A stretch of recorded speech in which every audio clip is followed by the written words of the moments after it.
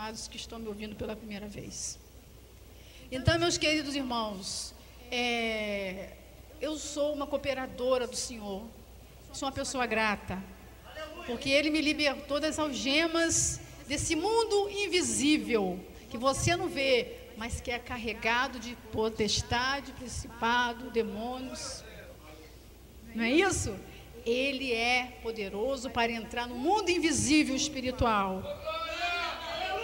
e resgatar a pessoa que está sofrendo. Eu estava sofrendo com isso e já estava planejando o meu suicídio, porque ninguém mais me entendia. Então, eu morrer sem Jesus naquela época, com certeza eu ia para um lugar chamado Beleléu, para quem conhece Beleléu, o inferno. Tem que falar para todas as linguagens, né? As pessoas conhecem como inferno. Ia ficar lá com o inimigo. Irmãos, e Jesus, né? Eu me lembro, eu estou contando isso para vocês. Por que eu estou contando isso? Para nós ganharmos segurança, meus amados, queridos irmãos. Eu estava numa situação tão difícil que eu planejava isso.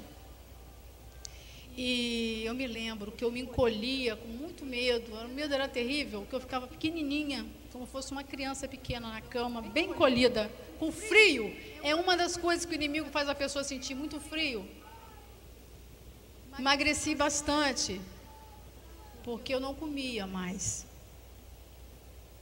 A gente entra aí na anorexia nervosa, né?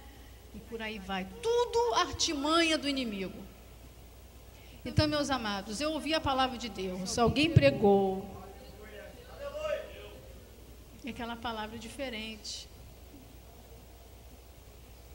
Alguém se manifestou para mim, um amigo que eu não conhecia. Alguém que já me conhecia mesmo antes de eu ser formada no ventre da minha mãe. Alguém que viu a miséria que eu estava, que se apiedou de mim, viu, meus amados irmãos? E, glórias a Deus, me conduziu à porta da sua casa. E sabe quem ele usou? Para a condução até a porta de sua casa, um servo que estava pregando a palavra de Deus. Por isso eu quero ser uma pessoa que vem abençoar outras que estão precisando. Eu quero conduzir outros a Deus. Preciso conduzir outros a Deus. Eu tenho essa vontade e preciso fazer isso. Meu discurso, a minha mensagem não é minha. Mas o impacto que essa palavra teve na minha vida foi tão grande que mudou totalmente a minha vida. Eu sirvo a Deus por amor e não por medo de perder minha salvação e ficar com o inimigo. Sabe por quê? Porque aquele que me salvou, Ele é poderoso para manter a minha vida na palma da sua mão segura. Eu tenho segurança. Glórias a Deus. Ele me comprou, irmãos. Sou propriedade exclusiva de Deus. Exclusiva, trabalho para Ele. Eu estou falando assim porque possa alguém escutar e entender que, graças a Deus, né, eu sou uma pessoa segura no Senhor. Então, o que aconteceu? Que verdadeiramente o impacto da presença do Senhor Jesus Cristo na minha vida, na sua vida, com certeza, é a razão de você estar aqui nesta noite. Ele marcou a minha vida de tal maneira, louvado seja Deus. Irmãos, que eu não consigo ver a minha vida sem Ele. Tudo que eu tenho foi Ele que me deu. Esse prorrogar da minha vida foi Ele que me deu. Porque ainda, irmãos, Deus aprove a Ele escolher a mim, uma pessoa extremamente fraca e frágil. Mas Ele já sabia de antemão que eu ia ser frágil e fraca.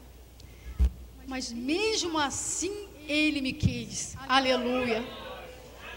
É nisso que eu quero que você pense. Que na sua fraqueza, assim mesmo como você é, foi assim que Deus te escolheu. Ele sabia que eu ia ter um momento de fraqueza, mas mesmo assim, Ele já tinha preparado tudo de antemão. Então, nos reportando para a palavra de Deus, vocês podem ler coisa linda e maravilhosa. No primeiro versículo, quando começa essa narrativa aqui da tempestade, versículo 23, preste atenção.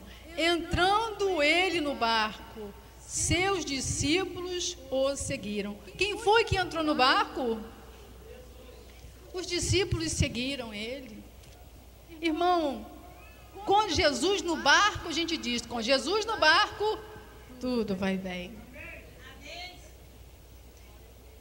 E a gente vai ver que com o decorrer dessa ida desse barco para o mar, aconteceu alguma coisa. E a gente vê que foi uma coisa da própria natureza, uma tempestade, um temporal. Assim como a nossa vida, Jesus entrou no barco da nossa vida. E aí começou, né, a jornada neste mar. E quando surge a tempestade, o dia mau, a dificuldade, é a hora da gente ver quem somos nós. É coisa profunda. Quer ver um crente? Como que ele é, se ele tem fé, se ele é um servo, ele tem que entrar na prova. Ele tem que passar na provação, na dificuldade. Ele precisa passar no difícil momento do perigo, para saber se ele crê mesmo ou não crê. Existe um discurso muito fácil, um discurso comercial de um evangelho muito prático, de que a gente ser cristão é tudo maravilha. Você agora é um cristão, acabou o problema para você. Você não vai ter mais problema, nem sofrimento. Que mentira. Nós não temos mais o sofrimento do peso que o pecado nos causava. É verdade. Mas sofrimento teremos porque este mundo ele é contrário a nós. Nós somos pessoa não grata neste mundo, no mundo espiritual principalmente. E graças a Deus, eu louvo a Deus por isso. Não quero ser diferente. Mas eu digo para os irmãos nesta noite, que quando começa a tempestade na vida do crente, é a hora dele ser provado. Mais interessante que nós estamos na mesma situação que os discípulos, o barco estava navegando normalmente, Jesus estava com eles no barco. E eles sentiram medo na hora da dificuldade. É isso que eu quero colocar para os irmãos, que foi essa palavra que Deus me deu. Quando eles viram que a coisa ficou difícil, Jesus estava lá fazendo o quê? Dormindo. Mas ele estava lá. Amém? Ele estava lá, meus irmãos. Ele estava lá. Louvado seja Deus. E o que os discípulos fizeram? Os discípulos se aproximaram de Jesus e o acordaram. E disseram assim: mestre, perecemos. Acorda, mestre.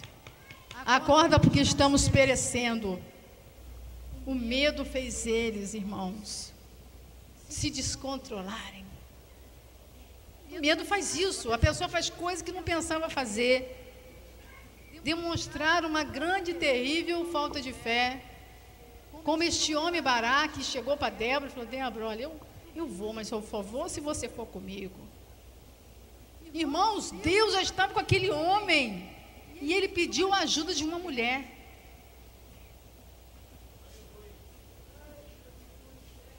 Preste atenção. Como que as pessoas são apegadas? Como as pessoas são apegadas ao que é visível. Precisa sempre de uma muleta. Muleta.